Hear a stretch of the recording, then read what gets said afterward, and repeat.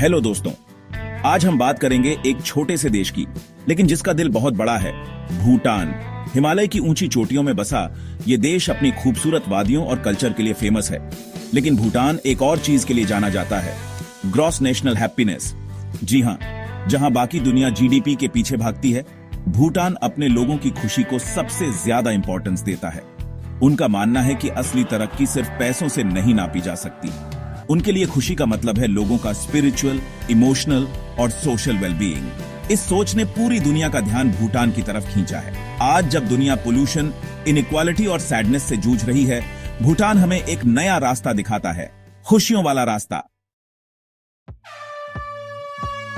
इस gross national happiness यानी GNH की शुरुआत भूटान के चौथे राजा जिग्मे सिंगे वांगचुक ने 1972 में की थी। ये एक ऐसा डेवलपमेंट फिलॉसफी है जो जीडीपी जैसे पुराने पैमानों से आगे जाता है। जीएनएच कहता है कि असली खुशी कई चीजों पर डिपेंड करती है, जैसे अच्छी इकोनॉमी, नेचर का ध्यान रखना, कल्चर को बचाए रखना, अच्छी सरकार और सबके साथ बराबरी का व्यवहार।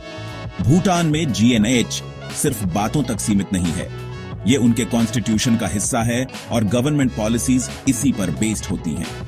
सरकार रेगुलर सर्वेज करती है लोगों की खुशी नापने के लिए। इसके लिए 9 चीजें देखी जाती हैं, जैसे mental health, education, living standard, good governance, community, culture, environment और टाइम यूज। भूटान चाहता है कि उसके लोग सिर्फ जिंदा ही नहीं, खुश भी रहें। भूटान जीएनएच को कितनी सीरियसली लेता है, ये आप उनके एनवायरनमेंट, हेल्थ केयर और एजुकेशन पर दिए गए जोर से समझ सकते हैं। उनके कॉन्स्टिट्यूशन में लिखा है कि देश का कम से कम 60% हिस्सा हमेशा जंगलों से ढका रहेगा। इसलिए भूटान बायोडाइवर्सिटी हॉटस्पॉट बन गया है और क्लाइमेट चेंज से लड़ने में भी आगे है। भूटान में हेल्थ केयर हर सिटीजन का ही क्यों है और गवर्नमेंट सबको फ्री हेल्थ केयर देती है।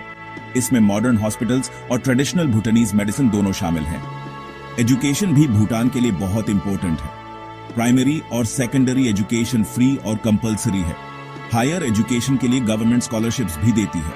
हेल्थ और एजुकेशन पर इन्वेस्ट करके भूटान चाहता है कि हर कोई अपना बेस्ट दे सके।